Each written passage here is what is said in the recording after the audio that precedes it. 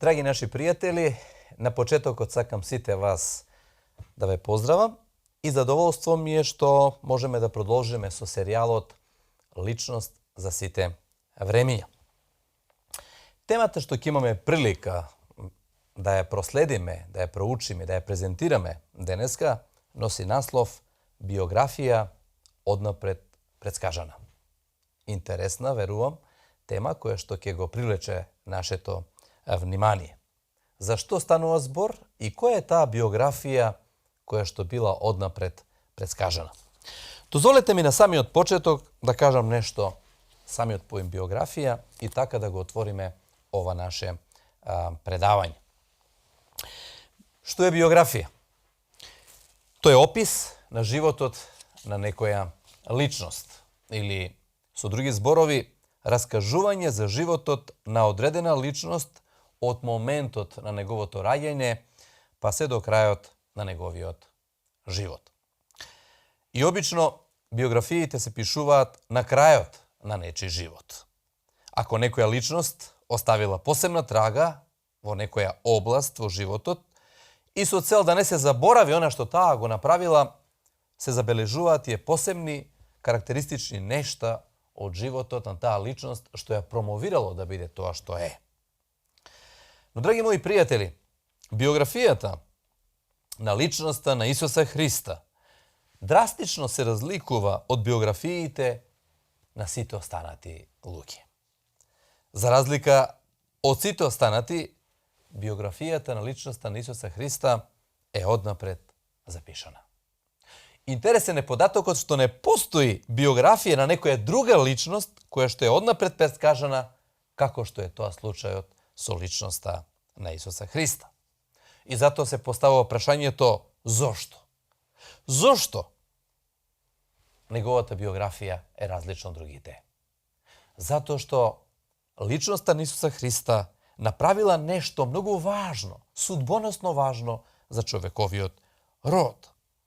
Неговата мисија, она што го направил кога бил доле на земјата, е толку важно за тебе и за мене, што неговата биографија, неговиот живот, однапред беше најавен. Каде можеме ние да ја најдеме ова биографија однапред запишана?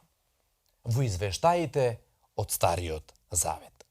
Видите, драги мои пријатели, Светото писмо или Библијата, што ја држам во рака, е книга која што е составена од два дела. Стариот Завет, првиот дел од Библијата и Новиот Завет. Тоа се две половини што сочинуваат една целина. И двата дела, и Стариот и Новиот Завет, се подеднакво важни. Првиот, без вториот дел, е некомплетен. Ако сакаме да го разбереме вториот дел, треба да го проучиме првиот. Ако сакаме подобро и вториот дел да го разбереме, потребно и првиот исто така да го проучиме и обратно. Додека Новиот Завет ни дава опис на Христовиот живот, Стариот Завет преку извештаите на пророците ни го најавува тоа негово дело што тој го живеел на земјата. И сам Исус ќе каже на едно место, има повеќе места, еве ќе прочитам некои, во Новиот Завет, во Евангелието според Јован 5 глава 39 стих. Прегледајте ги писмата, тие сведочат за мене. Видите, за време на Исуса Христа постоел само старозаветниот извештај, не постоел новозаветниот. И кога Исус кажувал прегледајте ги писмата, мислел на Стариот Завет. Да, тука во Стариот Завет ја наоѓаме запишано неговата биографија. Следниот текст, кој што се исто Христови зборови, е запишан во Јован 7 глава 38 стих. Исус вели, кој ми верува, како што писмото кажува.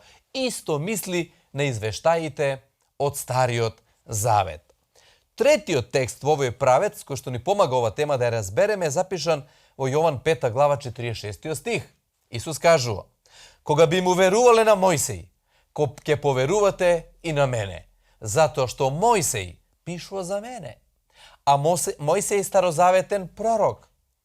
Она што го напишал Мојсеј стои во Стариот Завет.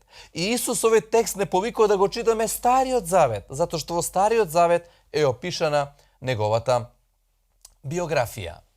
После своето воскресение, во една средба со своите ученици, а тоа го има забележано апостол Лука во 24 глава, ни стои следниот извештај. И почна од Мојсија и од сите пророци, им протолкувал, им протумачил, што е пишано за него во целото писмо.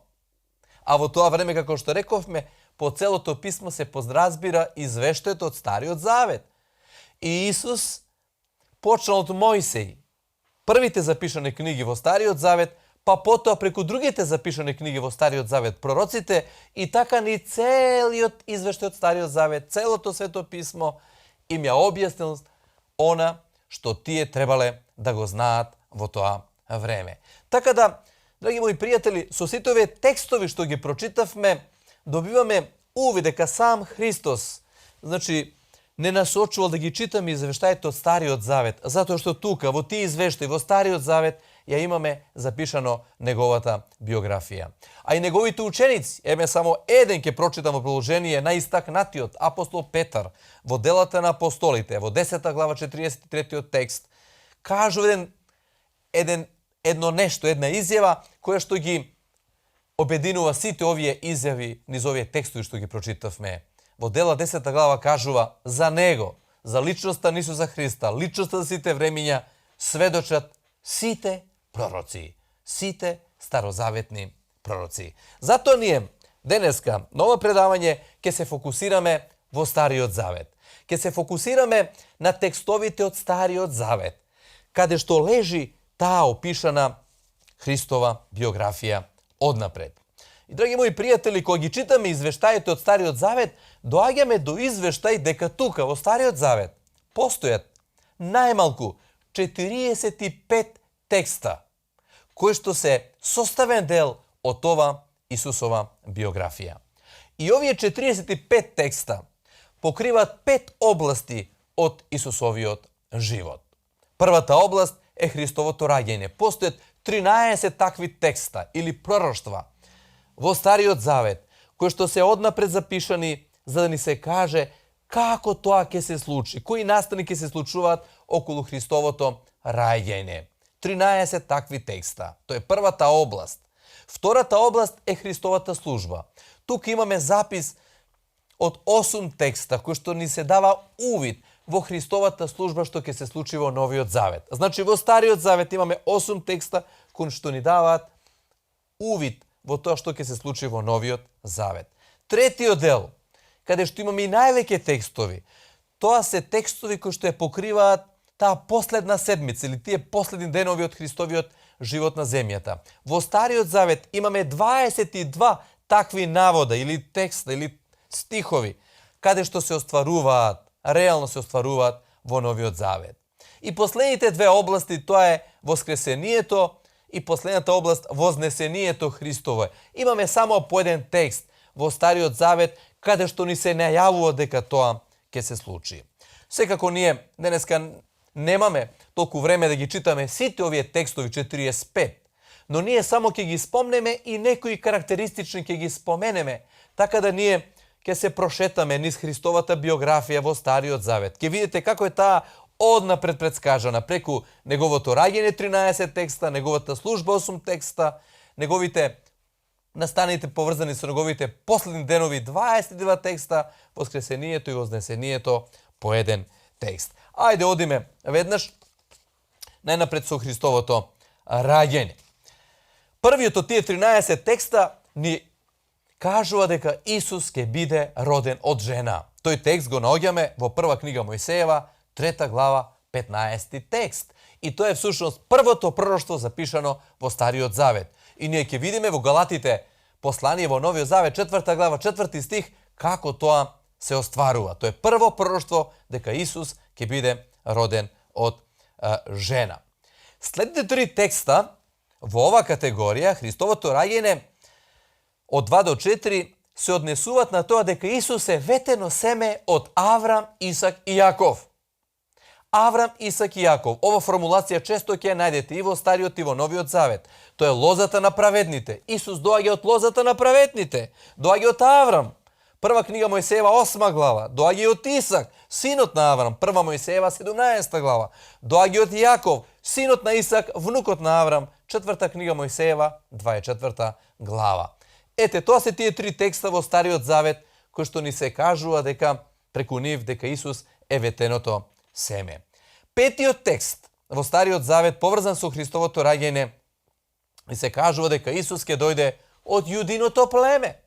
Точно во Стариот Завет ни се кажува од кое племе Исус ќе дојде. Тоа е јудиното племе. Прва книга Мојсеева 49 глава, 10 текст. Во Новиот Завет тоа ни се потврдува. Во 6 текст имаме опис за тоа дека Исус ќе дојде како наследник на Давидовиот престол. Книга на пророк Исаија, 9 глава, 7 стих. Кој бил Давид? Најголемиот израелски цар. А Исус е најголемиот цар воопшто. Исус доаѓа од Давидовата лоза, како Давидов потомок. Тоа ни е најавено, наговестено во Исаија 9 глава 7 стих, а во почетните глави од Евангелијата сето тоа се остварува. Седмиот текст од тие 13 поврзани со Христовото раѓање ни се кажува дека Исус ќе го роди девојка. Да, Исус ќе го роди девојка. Еве сакам да го прочитам тој текст во Исаија 7 глава 14 стих. Затоа Господ ќе ви даде знак. Ете, девица ќе зачне и ќе роди син. И ќе му се даде името Емануел. Така е предскажано во Стариот Завет, така се остварува во Новиот Завет. Во овој текст се крие и 8-миот текст, кој што ни кажува и какво име ќе има. Неговото име е опишано. Емануел, што во превод значи Бог ќе биде со нас. Тоа го опишува во Исаја 7 глава 14 стих и 9 глава 6 стих. Но не само тоа. Во следниот навод во Стариот Завет ни се кажува и местото на Христовото раѓање, а тоа е Витлеем. Еве го текстот, ќе го прочитам во книга на пророкот Михеј 5 глава 2 стих. А ти Витлееме Ефрато, најмалиот меѓу јудините кнезови, од тебе ќе излезе оној кој што ќе владе со Израел, а неговото потекло е од вечни времиња. Да, Христос нема почеток, од вечни времиња постои. Пророкот Михеј во 5 глава 2 стих, тоа ни го навестува, а гледаме во Матеј, во Евангелијата 2 глава 6 стих, тука тоа се остварува. Понатаму, пророкот Данило, еден од апокалиптичните пророци во Стариот Завет, ни дава опис, проречено време на неговото раѓање. Дори точно ни се кажува неговото раѓање. Тоа ќе го најдете, драги мои пријатели, во книгата на пророк Данило, 9 глава, 25 текст. И ова да го кажам. Ви стои на располагање ова најпозната книга, тоа е Светото писмо или Библијата, која што можете бесплатно да ја нарачете на броевите што ќе стојат тука доле на кајронот. И сите овие текстови со овие предавања можете да ги пратите во оваа книга. Значи, во Данило 9.25 проречено ни е времето на неговото раѓање. Понатаму, 11-тиот текст од ова категорија на текстови ни зборува дека Исус ќе биде даруван од страна на мудреците. Псалам 72, 10-11. Кога доаѓаат божитните празници, обично се ќаме новие мудреци, запишани во Матеј 2 глава, како доаѓаат и му се поклонуваат на Исуса, но тие се навестени, однапред предскажани во Стариот Завет, во Псалам 72, 10-11 текст. Предпоследниот текст од ова категорија текстови поврзани со Христовото раѓање зборува дека Христос ќе биде како мал, ќе живее во атмосфера на лично прогонство. Пророкот Осија во 11 глава, 1 стих, ни дава опис на тоа, а веќе во почетните книги на Новиот Завет тоа се остварува.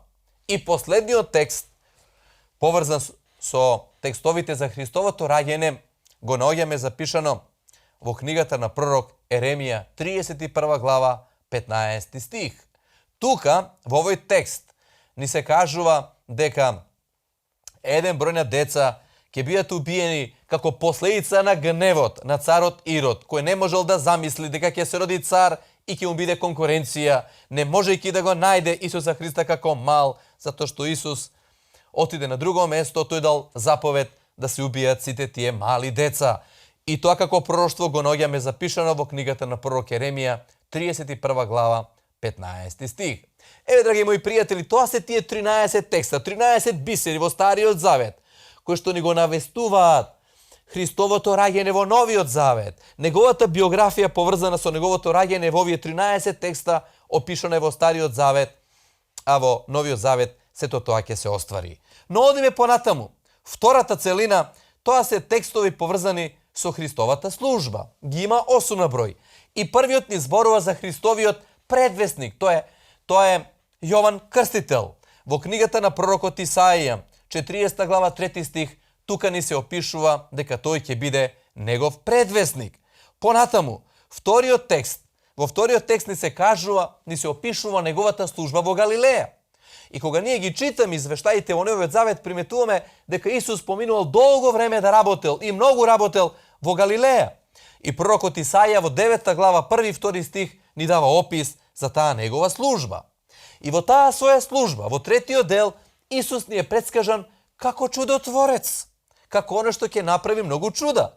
Пророкот Исаија во 35 глава 5 и 6 стих ни ги опишува тие чуда што Исус ќе ги направи. Но не само како чудотворец. Ние во Стариот Завет имаме опис дека Исус ќе работи како пророк. Тој е најавуван и како пророк.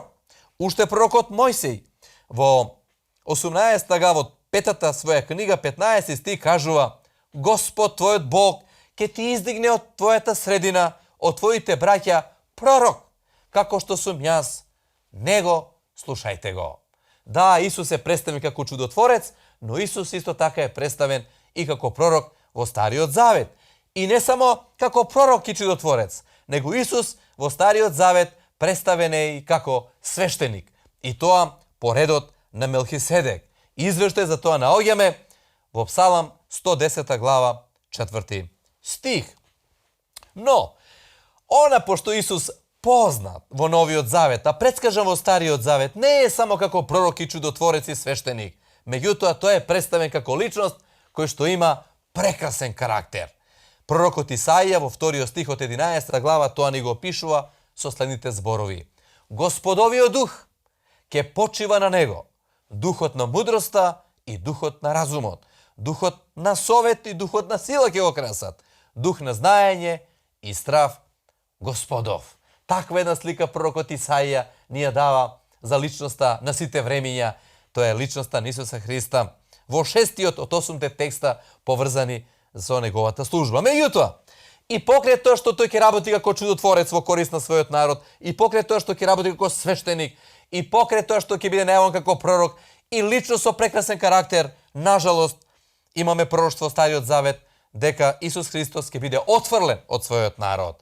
Пророкот Исаија исто така во 53 глава 3 стих тоа ни го кажува: Беше презрен и отфрлен од луѓето, човек на болката, свикнат на страдањата, од кого секој го отстранува лицето, беше презрен и за ништо не го сметавме. Нажалост, ќе биде отфрлен од својот народ. И последниот текст од ова втора категорија, значи текстови поврзани како најава за Христовата служба, ни зборува за неговото влегување во Ерусалим на Магаре преку книгата на пророк Захарија. Во 9 глава 9 стих пророкот Захарија го опишува како Исус ќе влезе и од тој момент почнува таа негова последна седмица, последни 7 дена кои што се многу важни во историјата на христијанството и во историјата воопшто. И тие сега ни го најавува третиот дел од тоа што ние сега го зборуваме. Тоа се најава на текстовите поврзани со Христовите последни денови, кои што ги има вкупно 22 текста. Ке ги споменеме најголем дел, а само некои и ке ги прочитаме. Од 1 до 4 од тие 22 се пророштва поврзани со предавството од страна на апостол Јуда. Вие знаете, интересно дека Исус го примил Јуда да биде дел од тие 12-мина, меѓутоа, прем извештаите од Стариот Завет, Јуда ќе биде тој што ќе го предаде. Псалам 41 глава кажува дека ќе биде предаден од страна на пријател за 30 сребреници. Тие пари потоа ќе бидат фрлени во гранчаревата нива и јудината служба ќе биде дадена на друг. Тие 4 текста затоа зборуваат. Следниот 5 стих ни зборува дека ќе бидат најдени лажни сведоци што ќе го оптужат. Псалам 27 глава, 12 стих. Лажни оптужби, затоа што немаше вистинска оптужба за да биде оптужен Исус Христос. Понатаму, 6-тиот текст вели дека учениците сите ќе го остават. Не само што Јуда го предал, не само што Петар се одрекол од него, него и сите останати 10 ќе го остават. Пророкот Захарија кажува, ќе го удрат пастирот и овците ќе се разбеганат. Во 7-миот текст вели и покрај тоа што ќе биде донесен пред судиите, цело време ќе молчи. Нема да излезе збор од неговата уста. Исаја 53 глава, 7 стих ни дава информации за ова што го кажавме сега. Во следните текстови, во следните група текстови од 8 до 15 текст, тоа се текстови поврзани со неговото мачење и со неговото распнување. Тука се земени текстовите од Псалам 22, 69, книга на пророк Исаија 50 глава и 53 глава. Ете, драги мои пријатели, во овие 7-8 текста ни се дава опис за тоа дека Исус ќе биде распнат, ќе биде исмејуван, ќе биде мачен, нема да биде прифатен од својот народ и така ќе биде трасиран патот да оди кон крстот. Меѓутоа, и покрај тоа што ќе му се случуваат такви работи, извештаите кажува дека тој ќе се моли за своите непријатели. Псалам 109, 4 стих кажува: тие ме оптужуваат за мојата љубов кон нив, а јас за нив се молам. Ете, тоа е квалитетот што Исус го има во себе. Ете, тоа го прави Исус да биде посебен. Ете, тоа го прави Исус да биде лично за сите времења. Исус тебе те сака. Исус сите нас не сака. Исус се моли за тебе. Исус се моли за нас. И додека ќе биде тука распнат, ставен на Голготскиот крст, следниот 17 текст од овие 22 кажува ќе му биде понудено жолчка и оцет, меѓутоа во Псалам 69, 21, меѓутоа тој тоа нема да го прими. Но ќе има пекање од негова страна, значи од крстот, ќе постава прашања. Видите, драги мои пријатели, и Исус поставил прашање. И ти може да имаш прашања што поставаш денес. И јас имам прашања. Прашањата не е на одме да ги поставиме кога некои работи не ни се јасни во животот. Исус поставил прашања. 18-тиот текст и кажува за тоа прашање што ќе го остави. Боже мој, зошто ме остави? Тука доаѓа во израз таа негова човечка природа, која што бара одговор на она што му се случува во животот. Псалам 22:1, тоа ни е најавено, а на Голготскиот крст сето тоа гледаме како се одвило. 19 текст пишува пророкот Амос 8 глава 9 стих: во тој ден говори Господ Бог, ќе направам сонцето да зајде на пладне и ќе ја затемнам земјата среде бел дем. Темница на земјата. Да, евангелијата за тоа не обавестуваат дека тоа се случило. Да, темница на земјата се случило. 20-тиот и 21-тиот предпоследен текст од ова категорија текстови ни кажува дека Исус бил прободен. Меѓутоа коските не му биле скршени. Затоа не информира пророкот Захарија во 12 глава 10 стих и Псалам 34:20. Да, тоа ни е опишано во Стариот Завет, а сето тоа се остварува во Новиот Завет. И последниот текст од ова трета категорија на текстови, кои што ни се најавуваат тие настани поврзани со последните денови од Христовиот живот на земјата, на распнат на Голготскиот крст, тоа е дека Исус ќе биде погребан во гробот на богат човек. Исаија пророкот 53 глава 9 стих за тоа ни кажува: му го одредија погребението меѓу злочинците, а неговиот гроб беше при богатите.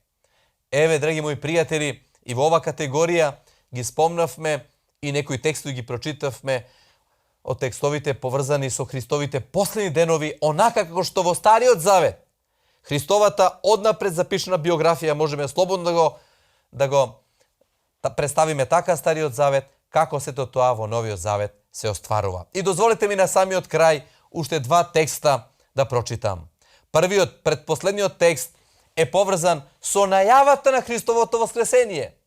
Ова може би, драги мои пријатели, може би некој прв пат ќе го слушне. Да, Христос Да, бил распнат, Исус бил погребан, Исус воскреснал третиот ден. Но оно што е многу интересно, во Стариот Завет, во првиот од Библијата, најавено ни е Христовото воскресение.